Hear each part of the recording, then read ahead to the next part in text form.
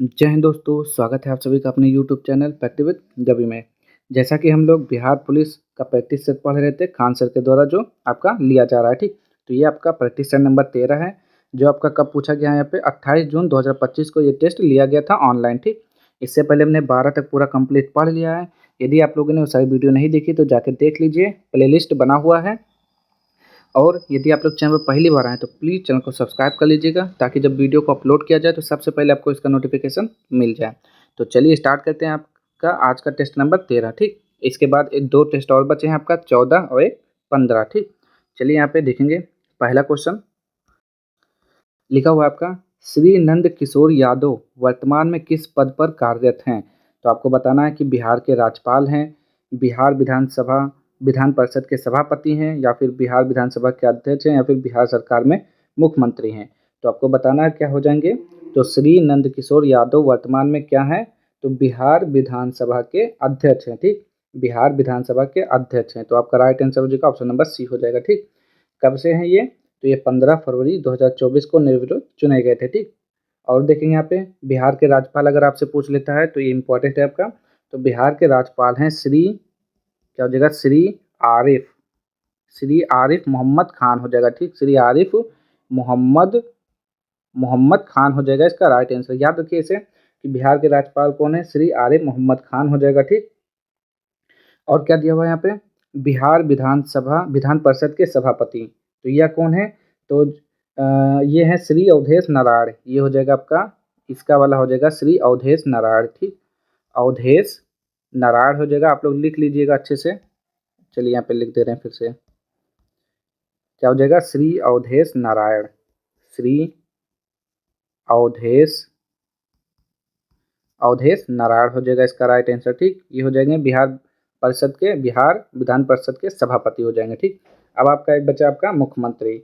तो मुख्यमंत्री कौन है आपको पता हो जाएगा, नीतीश कुमार हैं, श्री नीतीश कुमार। ये नीतीश कुमार हो जाएगा आपका राइट आंसर, जो 22 फरवरी 2015 से लगातार इस पद पर बने हुए हैं। चलिए अगला क्वेश्चन देखते हैं अब यहाँ पे, नगर परिषद का प्रशासनिक प्रमुख कौन होता है। तो आपको बताना है यहाँ पे इसका राइट आंसर कि नगर परिषद का प्रशासनिक प्रमुख कौन होता है। तो अध्यक्ष होता है, राज्यपाल होता है, टैक्स दरोगा होता है, या फिर कार्यपालक अधिकारी होता है। तो इसका राइट आंसर क्या हो जाएगा, तो कार्यपालक अधिकारी हो जाएगा, जो नगर परिषद का प्रशासनिक प्रमुख होता है। आगे देखेंगे यहाँ पे तीसरा, यदि मैग्नीशियम और रिबन को बिना साफ किए जलाया जाए तो क्या होगा। तो यहाँ पे तीसरे का राइट आंसर आपको बताना है, जो कि हो जाएगा आपका, ये हो जाएगा ऑप्शन नंबर 1 हो जाएगा, वह बिल्कुल भी नहीं जलेगा या धीमा जलेगा, ठीक। आगे बढ़ते हैं यहाँ पे अगला क्वेश्चन नंबर 4, लोहे की कीलों को कॉपर सल्फेट के विलयन में डालने से विलयन का रंग हल्का क्यों हो जाता है। तो यहाँ पे 4 का राइट आंसर आपको बताना है। तो इसका राइट आंसर हो जाएगा आपका ऑप्शन नंबर बी हो जाएगा, क्योंकि तांबा लोहे से क्रिया करके अवक्षेपित हो जाता है, ठीक। क्या हो जाएगा, अवक्षेपित हो जाता है। आगे बढ़ते हैं यहाँ पे क्वेश्चन नंबर 5, चलिए देखिए यहाँ पे, क्षारों के निम्नलिखित में से कौन सा गुण सही है। तो कौन सा गुण सही होगा, ये स्वाद में मीठे होते हैं, गलत। इन्हें हाथ से छूना और चखना सुरक्षित होता है, ये भी गलत। ये जल के साथ विस्फोट करते हैं, ये भी गलत हो जाएगा। तो सही क्या हो जाएगा, ऑप्शन नंबर 4, इनका स्पर्श चिकना होता है और ये संक्षारक होते हैं, ठीक। क्या हो जाएगा, इनका स्पर्श चिकना होता है और ये संक्षारक होते हैं। और क्या संक्षारक का मतलब क्या होता है, संक्षारक, ये संक्षारक होते हैं, यानी त्वचा या ऊतकों पर लंबे समय तक संपर्क में रहने पर हानिकारक प्रभाव डाल सकते हैं, जैसे जलन या घाव, ठीक। जैसे उदाहरण हो जाएगा सोडियम हाइड्रोक्साइड हो गया आपका, ठीक, या पोटेशियम हाइड्रोक्साइड, ये क्षार का उदाहरण है आपका। आगे देखेंगे यहाँ पे, HCl गैस अम्लीय व्यवहार कब दिखाती है। तो यहाँ पे 6 का राइट आंसर आपको बताना है कि HCl गैस अम्लीय व्यवहार कब दिखाती है। तो क्या बोलेंगे, जब वह जल में घुली हो, जब उसे ठंडा किया जाए, जब वह शुष्क हो, जब वह धातु से संपर्क में हो। तो इसका राइट आंसर हो जाएगा, जब वह जल में घुली हो तब अम्लीय व्यवहार दिखाती है। जब जल में घुली होती है तो क्या करती है, हाइड्रोजन आयन उत्पन्न करती है, ठीक। क्या बनता है, हाइड्रोजन यानी कि H+ आयन क्या होता है, उत्पन्न करती है, जो अम्लता का मुख्य कारण होता है। आगे देखेंगे यहाँ पे क्वेश्चन नंबर 7, राज्य विधानमंडल के अनुमोदन के बिना राज्यपाल द्वारा जारी किया गया कोई अध्यादेश राज्य विधानमंडल के पुनः समवेत होने के पश्चात अधिकतम कितनी अवधि तक प्रभावी रहता है। तो यहाँ पे 7वें का राइट आंसर आपको बताना है कितना हो जाएगा आपका। तो ये हो जाता है आपका ऑप्शन नंबर बी हो जाएगा, 6 सप्ताह तक रहता है। ठीक, कितना, 6 सप्ताह तक प्रभावी रहता है। अगला क्वेश्चन देखेंगे, क्वेश्चन नंबर 8, लोकतंत्र की कौन सी विशेषता सत्ता के बंटवारे को उचित ठहराती है। तो यहाँ पे 8वें का राइट आंसर आपको बताना है, जो कि हो जाएगा आपका ऑप्शन नंबर बी हो जाएगा, जनता को शासक और उपभोगकर्ता मानना। आगे बढ़ते हैं यहाँ पे अगला क्वेश्चन, क्वेश्चन नंबर 9, अम्लीय प्रकृति किसके कारण होती है। तो अभी हमने बताया था पिछले वाले में क्या होता है, हाइड्रोजन प्लस आयन करती है, जिसके कारण अम्लीय प्रकृति पता चलती है। तो यहाँ पे हो जाएगा ऑप्शन नंबर बी हो जाएगा, एच स्टार लगा है तो स्टार की जगह पे क्या करेंगे, प्लस लिखेंगे। ठीक, हाइड्रोजन प्लस आयनों के कारण क्या होता है, प्रकृति अम्लीय होती है। आगे देखेंगे क्वेश्चन नंबर 10, बॉयल के नियम के अनुसार जब तापमान एवं गैस की मात्रा स्थिर रहती है तो दबाव और आयतन के बीच कैसा संबंध होता है। तो क्या बोलेंगे, व्युत्क्रमानुपाती होता है। ठीक, क्या होता है, व्युत्क्रमानुपाती संबंध होता है। आगे बढ़ते हैं यहाँ पे, कूलर में किस प्रक्रिया के कारण हवा ठंडी हो जाती है। तो कूलर में, तो बताएंगे इसका कारण क्या हो जाएगा। तो ये हो जाएगा आपका वाष्पीकरण, दहन, संघनन, अपघटन। तो इन चारों में से आपको बताना है, तो ये हो जाएगा आपका वाष्पीकरण हो जाएगा। ठीक, कूलर में हवा ठंडी होने का कारण क्या है, वाष्पीकरण है।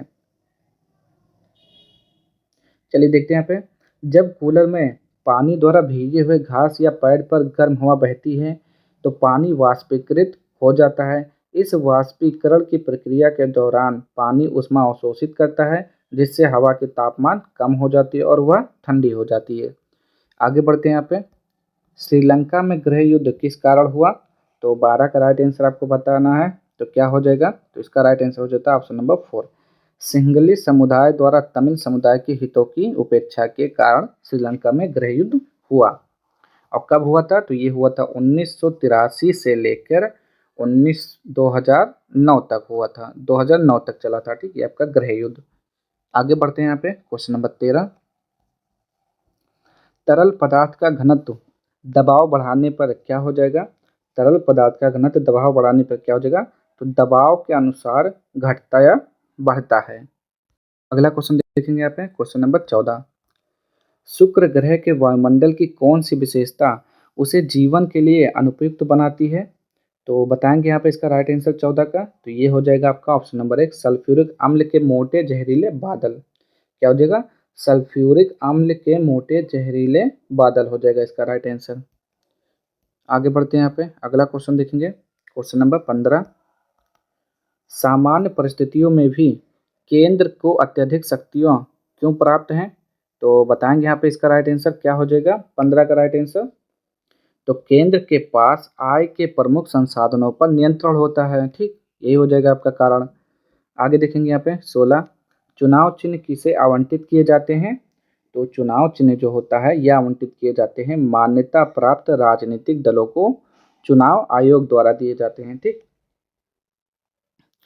आगे बढ़ते हैं यहाँ पे, क्वेश्चन नंबर 17, भारत में शासन के कार्यों का व्यवहारिक संचालन कौन करता है। तो इसका राइट आंसर आपको बताना है, क्या हो जाएगा, विधायिका, न्यायपालिका, कार्यपालिका या फिर राष्ट्रपति। तो बताएंगे इन चारों में से राइट आंसर क्या हो जाएगा। तो ये हो जाता है आपका कार्यपालिका हो जाएगा। ठीक, कार्यपालिका हो जाएगा राइट आंसर। कार्यपालिका वह अंग है जो संविधान और कानून के अनुरूप नीतियों का कार्यान्वयन करती है। इसमें राष्ट्रपति, राज्यपाल, प्रधानमंत्री, मुख्यमंत्री और मंत्रिपरिषद आदि शामिल होते हैं। आगे बढ़ते हैं यहाँ पे 18, द्वितान हुई क्रांतिकारी संगठन की स्थापना किसने की थी। तो इसका राइट आंसर आपको बताना है कि इसकी स्थापना किसके द्वारा की गई। तो ऑप्शन नंबर बी हो जाएगा इसका राइट आंसर, फान बोई चाओ के द्वारा किया गया था। कब किया गया था, 1903 में हुई थी इसकी स्थापना। ठीक, क्या होता, 1903 में इसकी स्थापना हुई थी। आगे बढ़ेंगे यहाँ पे 19, जलियांवाला बाग हत्याकांड के विरोध में किसने नाइट की उपाधि त्याग दी थी। तो नाइट की उपाधि किसके पास थी, रविन्द्रनाथ टैगोर के पास थी। उन्होंने ही क्या किया था, इसका त्याग कर दिया था। और यह हत्याकांड कब हुआ था, 13 अप्रैल 1919 अमृतसर पंजाब में हुआ था। ठीक, अमृतसर पंजाब में हुआ था। चलिए आगे बढ़ते हैं यहाँ पे, अगला क्वेश्चन, निम्न में से कौन सा वाक्य भारत में चुनाव की लोकतांत्रिक प्रकृति को नहीं दर्शाता है।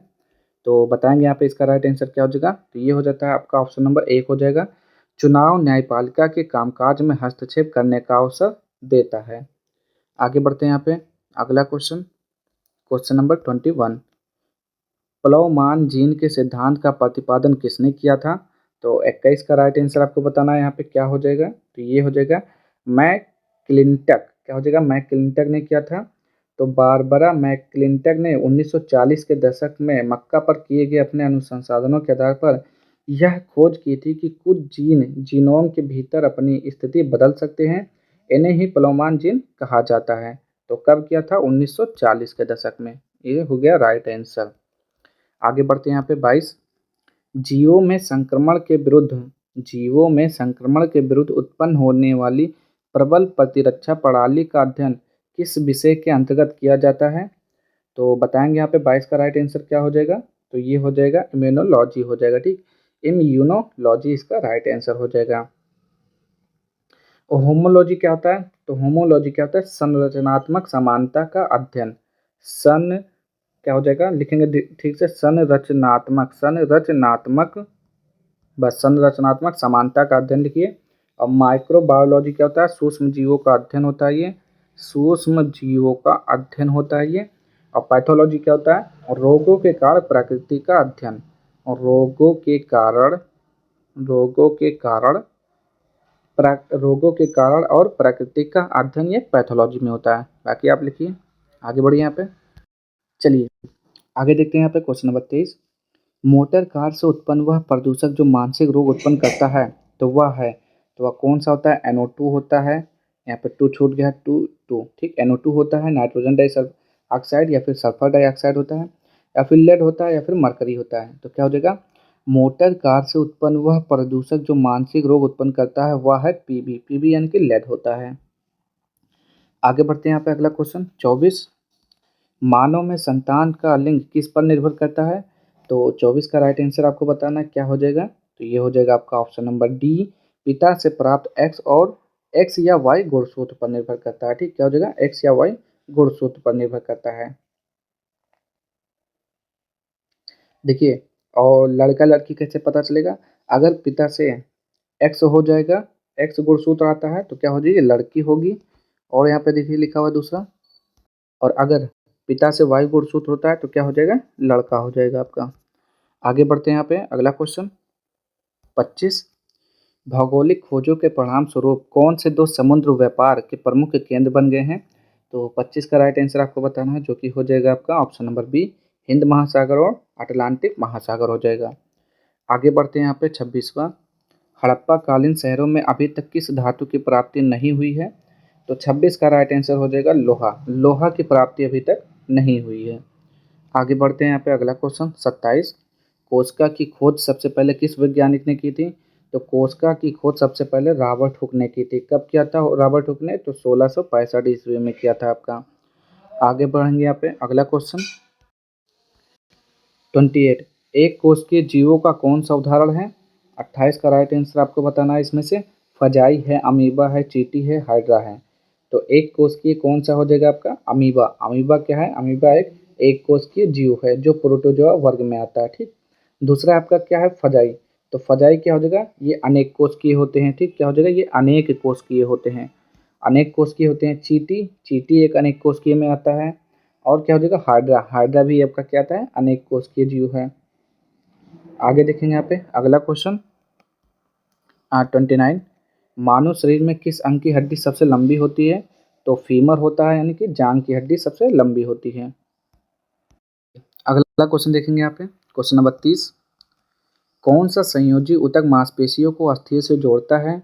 तो यहाँ पे इसका राइट आंसर क्या हो जाएगा? तो ये हो जाता है आपका कंडरा हो जाएगा। ठीक, क्या हो जाएगा? कंडरा हो जाएगा आपका राइट आंसर।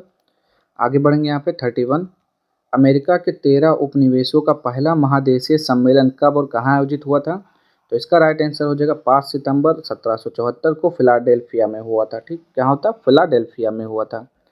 आगे बढ़ेंगे यहाँ पे 32, वियना सम्मेलन में इटली को मेटरनिख ने किस उद्देश्य से कई राज्यों में विभाजित किया? तो 32 का राइट आंसर हो जाएगा आपका, बताएंगे कौन सा राइट आंसर, कौन सा हो जाएगा इसका सही? इसका राइट आंसर हो जाएगा वियना सम्मेलन में इटली को मेटरनिख ने किस उद्देश्य से कई राज्यों में विभाजित किया?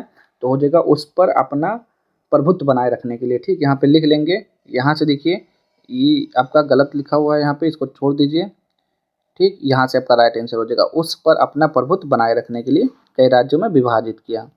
आगे बढ़ेंगे यहाँ पे 33। औद्योगिक क्रांति के बाद किस वर्ग की आर्थिक स्थिति में निरंतर गिरावट आई? तो यहाँ पे इसका राइट आंसर क्या हो जाएगा? श्रमिक वर्ग हो जाएगा इसका राइट आंसर।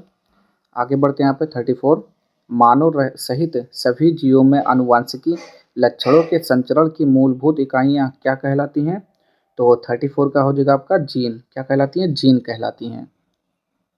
आगे बढ़ते हैं यहाँ पे, इसका राइट आंसर हो गया जीन। आगे देखते हैं यहाँ पे 35। कार्डियक पेशी किस प्रकार की पेशी है? तो बताना है यहाँ पे। तो बताएंगे यहाँ पे 35 का क्या हो जाएगा? कार्डियक पेशी किस प्रकार की पेशी है? तो इसका राइट आंसर हो जाएगा अनैच्छिक पेशी है। ठीक, क्या हो जाएगा? अनैच्छिक पेशी हो जाएगा इसका राइट आंसर। ठीक, अनैच्छिक पेशी क्या होती है? तो देखते हैं यहाँ पे थोड़ा।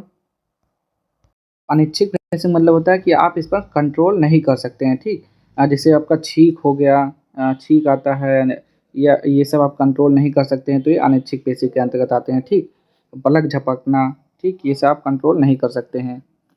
आगे बढ़ते हैं यहाँ पे। अगला क्वेश्चन है यहाँ पे 36। लेटर्स द कैचेट का मुख्य उद्देश्य क्या था? तो यहाँ पे 36 का राइट आंसर आपको बताना है कि इसका मुख्य उद्देश्य क्या था। तो ये हो जाएगा आपका बिना अभियोग की गिरफ्तारी का आदेश देना। ठीक, लेटर्स दे कैचेट, इसका मुख्य उद्देश्य था बिना अभियोग की गिरफ्तारी का आदेश देना। आगे बढ़ते हैं यहाँ पे 37। किसी वस्तु की कुल तय की गई दूरी, यानी कि मैथ का क्वेश्चन है क्या? किसी वस्तु की कुल तय की गई दूरी 85 किलोमीटर है जबकि उसका विस्थापन 35 किलोमीटर है। इसका कारण क्या है? तो ये हो जाएगा वस्तु ने एक सीधी रेखा में वापसी की है। आगे बढ़ते हैं यहाँ पे 38। जब कोई वस्तु एक सीधी रेखा में समान समय अंतराल में समान वेग परिवर्तन करती है तो उसे क्या कहा जाता है? तो उसे बोलते हैं एक समान त्वरण से गतिमान वस्तु बोलते हैं। अगला क्वेश्चन देखेंगे यहाँ पे 39। लिखा हुआ है लूसी तानिया जहाज के डूबने की घटना का क्या परिणाम हुआ? तो 39 का राइट आंसर आपको बताना है, जो कि हो जाएगा आपका option number D.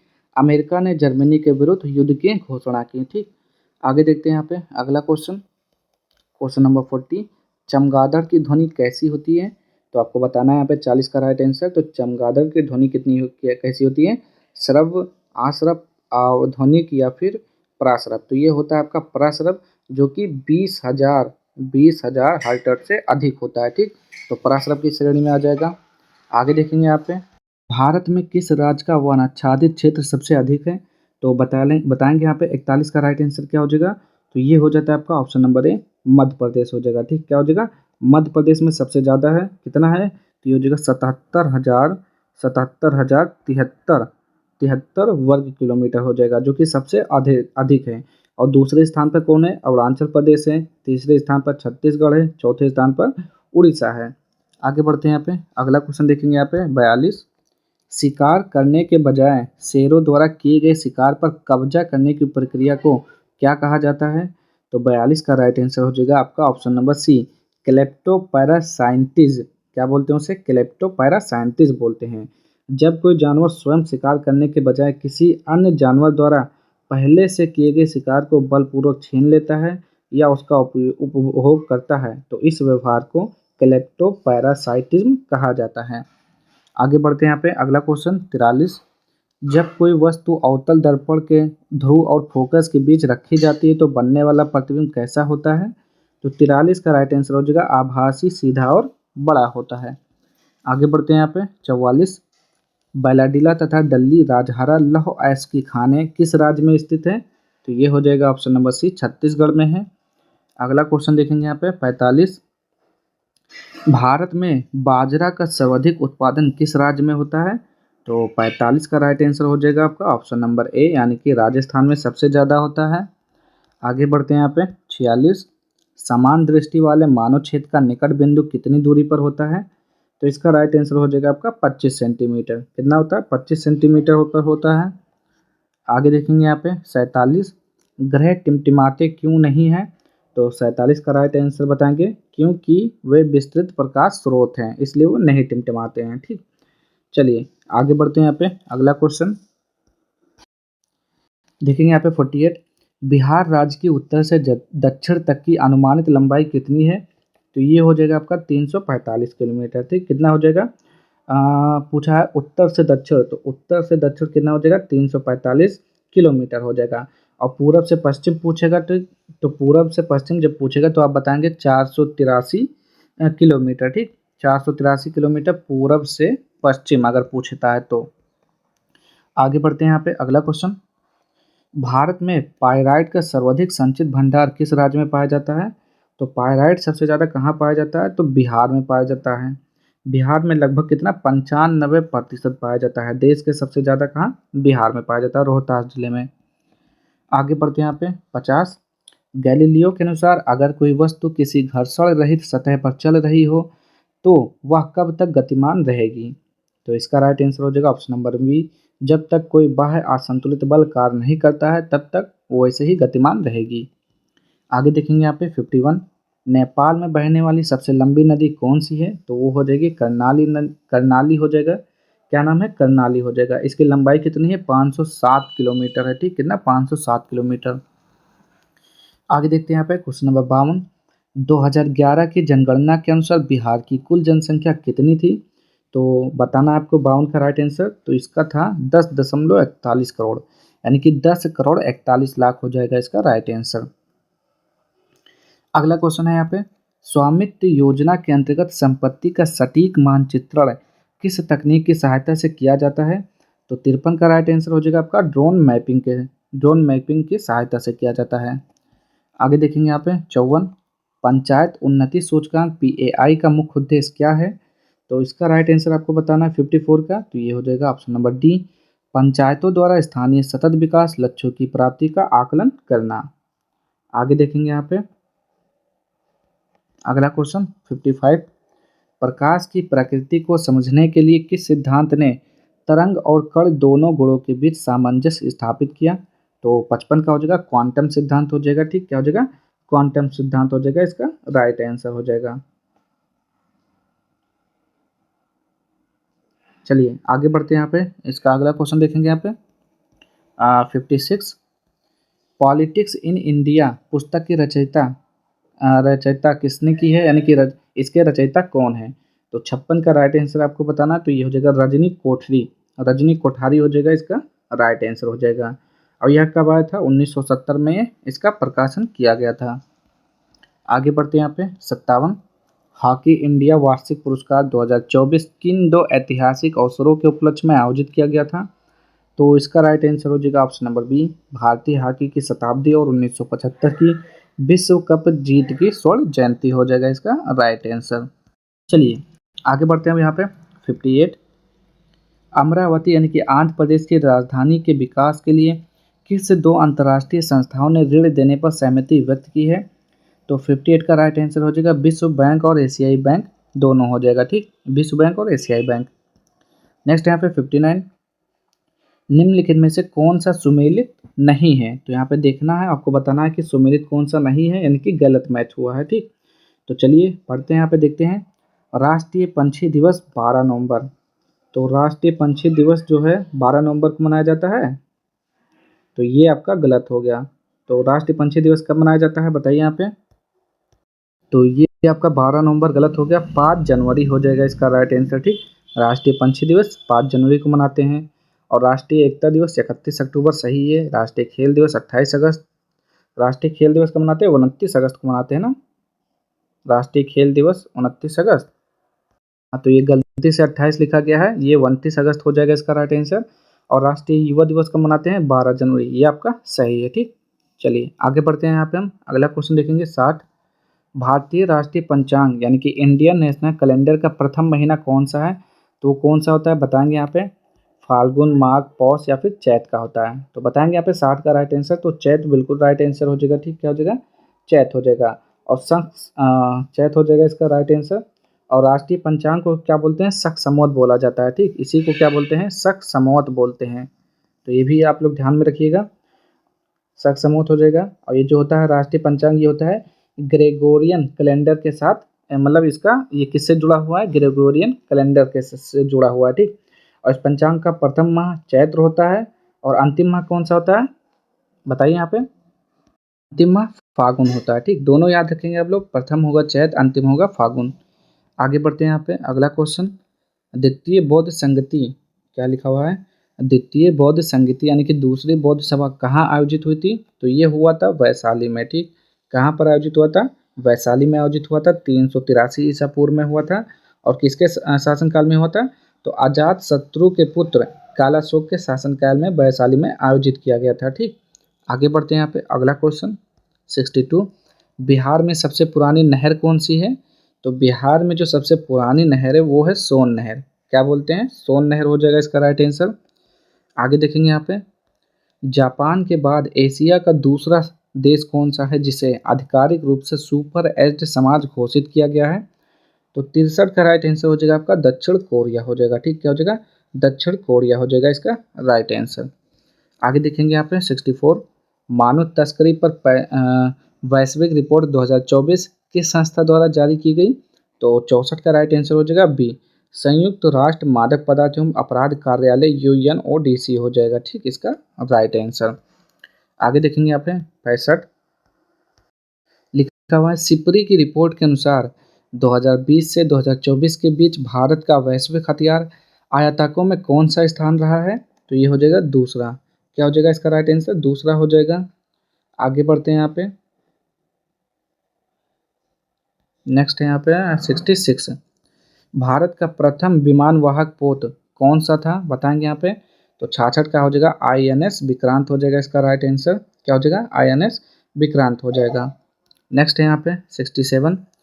Ramon Magsaysay पुरस्कार की शुरुआत किस वर्ष हुई थी? तो रेमन मैग्सेसे के पुरस्कार की शुरुआत 1957 में हुई थी। ठीक, क्या हो जाएगा? यह पुरस्कार जो है फिलीपींस के भूतपूर्व राष्ट्रपति रेमन मैग्सेसे की स्मृति में दिया जाता है। और यह पुरस्कार एशिया का नोबेल पुरस्कार कहलाता है, याद रखेंगे। और समाज सेवा, पत्रकारिता, शांति, नेतृत्व और जन कल्याण जैसे क्षेत्रों में उत्कृष्ट योगदान के लिए प्रदान किया जाता है रेमन मैग्सेसे पुरस्कार। पूछेगा कहाँ से लिया गया है? तो फिलीपींस, ये फिलीपींस में दिया जाता है। ठीक, फिलीपींस हो जाएगा इसका राइट आंसर। और फिलीपींस के भूतपूर्व राष्ट्रपति का नाम था रेमन मैग्सेसे, उनकी याद में दिया जाता है। आगे देखेंगे यहाँ पे, निम्न में से कौन सा कथन केवल मानवीय पूंजी के संदर्भ में सही नहीं है? सही है। कौन सा सही है? तो इसका राइट आंसर हो जाएगा ऑप्शन नंबर सी, यह राष्ट्रीयता और संस्कृति से प्रभावित होती है। यही वाला आपका सही है। आगे बढ़ते हैं यहाँ पे, हाल ही में बिहार के किस व्यक्ति को लंदन में इंडिया UK अचीवर्स ऑनर्स 2025 से सम्मानित किया गया है? तो 69 का राइट आंसर हो जाएगा नीतीश मिश्रा हो जाएगा। आगे बढ़ते हैं यहाँ पे 70। बिहार के 42वें राज्यपाल के रूप में किसे नियुक्त किया गया? तो आरिफ मोहम्मद खान हो जाएगा इसका राइट आंसर। क्या हो जाएगा? आरिफ मोहम्मद खान। आगे देखेंगे यहाँ पे, भारत में गरीबी को मापने के लिए किसका उपयोग किया जाता है? तो 71 का राइट आंसर हो जाएगा आपका गरीबी रेखा का प्रयोग करते हैं। ठीक, इसका गरीबी रेखा का उपयोग किया जाता है। आगे देखेंगे यहाँ पे 72। बिहार के किस शहर में 15 प्रमुख सार्वजनिक स्थलों पर मुफ्त वाईफाई की सुविधा दी जाएगी? तो 72 का राइट आंसर हो जाएगा आपका ऑप्शन नंबर ए यानी कि पटना हो जाएगा। ठीक, क्या हो जाएगा? पटना। आगे बढ़ते हैं यहाँ पे 73। बिहार के किस जिले में लौकुश पार्क का निर्माण किया जाएगा? तो इसका राइट आंसर हो जाएगा पश्चिमी चंपारण। क्या हो जाएगा? पश्चिमी चंपारण हो जाएगा। ठीक, आगे बढ़ते हैं यहाँ पे 74। भारत की अर्थव्यवस्था में कृषि की कौन सी भूमिका प्रमुख रूप से बनी हुई है? तो 74 का राइट आंसर हो जाएगा बड़ी आबादी को रोजगार प्रदान करने वाला क्षेत्र। आगे देखते हैं यहाँ पे 75। हाल ही में चिकित्सा जगत के प्रतिष्ठित पुरस्कार IMA doctor Ketan Desai award से किसे सम्मानित किया गया है? तो 75 का राइट आंसर आपको बताना है, जो कि हो जाएगा आपका option number A, doctor Sahajanand Prasad Singh हो जाएगा। ठीक, आगे बढ़ते हैं यहाँ पे अगला क्वेश्चन। तो ये यहाँ पे देख सकते हैं, यहाँ पे मैथ का क्वेश्चन है, तो इसको जब सॉल्व करेंगे तो इसका राइट आंसर क्या आ जाएगा? आपका ऑप्शन नंबर डी आ जाएगा। आगे देखते हैं यहाँ पे नेक्स्ट, तो ये भी आपका मैथ का क्वेश्चन है 77। जब इसको सॉल्व करेंगे तो इसका राइट आंसर 40 डिग्री आएगा। आगे बढ़ते हैं यहाँ पे 78, और जब 78 को सॉल्व करेंगे तो इसका राइट आंसर क्या हो जाएगा? तो जब इसको सॉल्व करेंगे तो इसका 1 आ जाएगा। नेक्स्ट है यहाँ पे 79। 79 को जब सॉल्व करेंगे तो इसका राइट आंसर आपका ऑप्शन नंबर ए यानी कि 12167 हो जाएगा। आगे बढ़ेंगे यहाँ पे 80, और जब 80 को सॉल्व करेंगे तो इसका राइट आंसर क्या हो जाएगा आपका? ये हो जाएगा आपका 4√313 - 1। ठीक, आगे बढ़ते हैं यहाँ पे अगला क्वेश्चन 81, और देखेंगे यहाँ पे 81 को जब सॉल्व करेंगे तो इसका राइट आंसर क्या आ जाएगा? तो ये हो जाएगा आपका 27/5 हो जाएगा। ठीक, आगे देखेंगे यहाँ पे 82, और जब 82 को सॉल्व करेंगे तो इसका राइट आंसर क्या आ जाएगा, तो ये हो जाएगा आपका 18 डिग्री आ जाएगा। नेक्स्ट है यहाँ पे 83, 83 को सॉल्व करते हैं तो क्या होगा इसका राइट आंसर, तो ये हो जाएगा आपका ऑप्शन नंबर सी हो जाएगा। ठीक, आगे देखते हैं यहाँ पे नेक्स्ट वचन भेद है, तो वचन भेद क्या होता है बताएंगे यहाँ पे 84 का राइट आंसर। वचन भेद है तो वचन का भेद संज्ञा और सर्वनाम के लिए होता है, तो अतः वचन क्या हो जाएगा, वचन किसका भेद है, संज्ञा क्या हो जाएगा। ठीक, पुल्लिंग शब्द कौन सा है, तो बताएंगे यहाँ पे इसका राइट आंसर 85 में कि इनमें से पुल्लिंग शब्द कौन सा है, तो चंद्रमा हो जाएगा। चंद्रमा क्या है, चंद्रमा पुल्लिंग शब्द है। आगे देखेंगे यहाँ पे 86, अनिल ने सुनील से कहा तुम बैल हो, इस वाक्य में प्रयुक्त शब्द बैल में कौन सी शब्द शक्ति है, तो 86 का हो जाएगा अब बी यानी कि लक्षणा है। कौन सा हो जाएगा, लक्षणा। आगे देखेंगे यहाँ पे 87, चलिए देखेंगे यहाँ पे 87, प्रगतिवाद के प्रमुख कवि हैं, तो प्रगतिवाद के प्रमुख कवि कौन है, तो इसका राइट आंसर क्या हो जाएगा, नागा अर्जुन हो जाएगा। आपका राइट आंसर क्या हो जाएगा, नागा अर्जुन हो जाएगा। आगे देखते हैं यहाँ पे अगला क्वेश्चन, चलिए देखेंगे यहाँ पे 88, विक्रमशिला विश्वविद्यालय की स्थापना किस शासक ने की थी, तो 88 का राइट आंसर हो जाएगा विक्रमशिला विश्वविद्यालय की स्थापना धर्मपाल ने किया था। ठीक, क्या हो जाएगा, धर्मपाल हो जाएगा।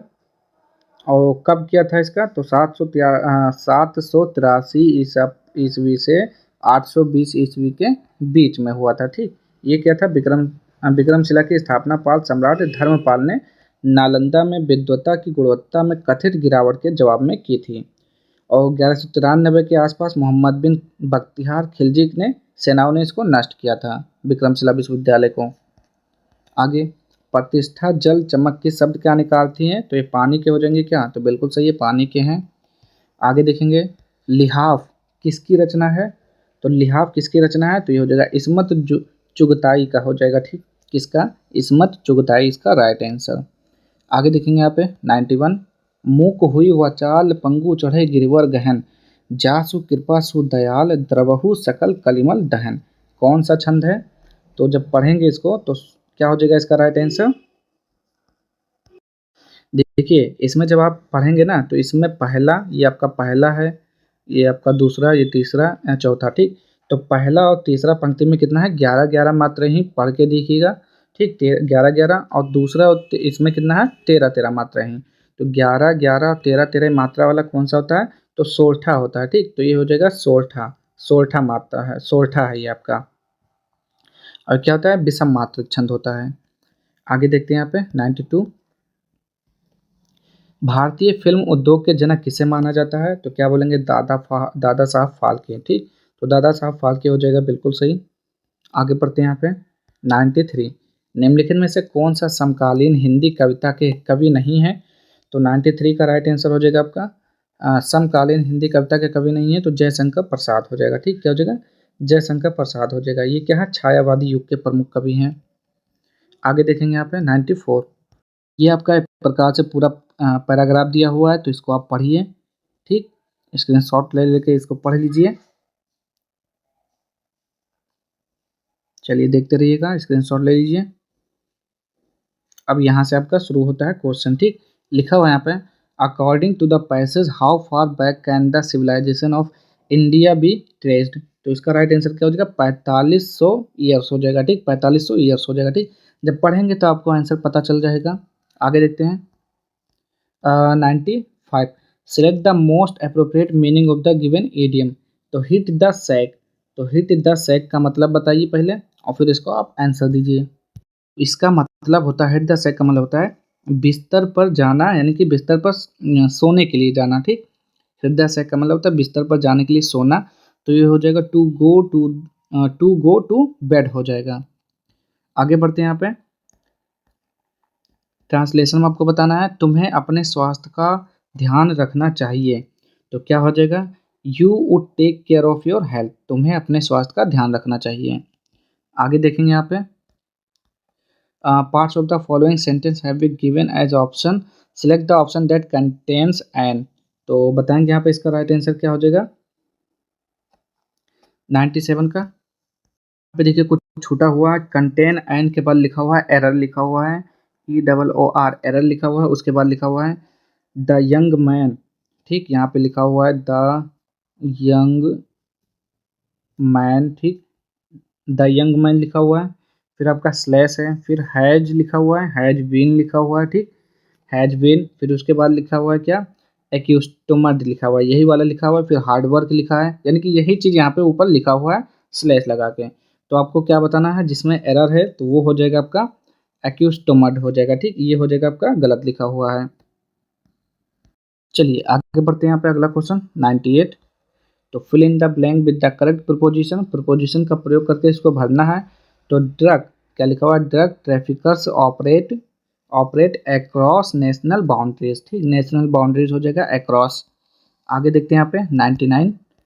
तो इसको पैसिव वॉइस में चेंज करना है आपको। तो लिखा हुआ है don't keep all your eggs in one basketball. तो इसका राइट आंसर क्या हो जाएगा, let not all your eggs be kept in one basket. आगे बढ़ते हैं यहाँ पे, क्वेश्चन नंबर लास्ट है आपका 100 यानी कि। तो क्या करना है, इसमें ग्रामेटिकल एरर है जिस पार्ट में उसको बताना है, ठीक। तो इसको पढ़िए, यहाँ पे आप इसको पढ़ना है आपको। It is about time chairman and administrators start to listen to the managers and worked on fulfilling the pledge. तो इसमें किस पार्ट में एरर है, तो हो जाएगा start to listen to the managers, इसमें आपका एरर है, तो यही हो जाएगा आपका, वो ये हो जाएगा आपका राइट आंसर, ठीक। तो इसी के साथ आपके आज के सारे क्वेश्चन यहीं पे समाप्त होते हैं। अगर आपको वीडियो पसंद आता है तो प्लीज़ चैनल को लाइक से सब्सक्राइब कर दीजिएगा। मिलते हैं नेक्स्ट वीडियो में इसके अगले प्रैक्टिस सेट के साथ। तब तक के लिए जय हिंद, जय भारत।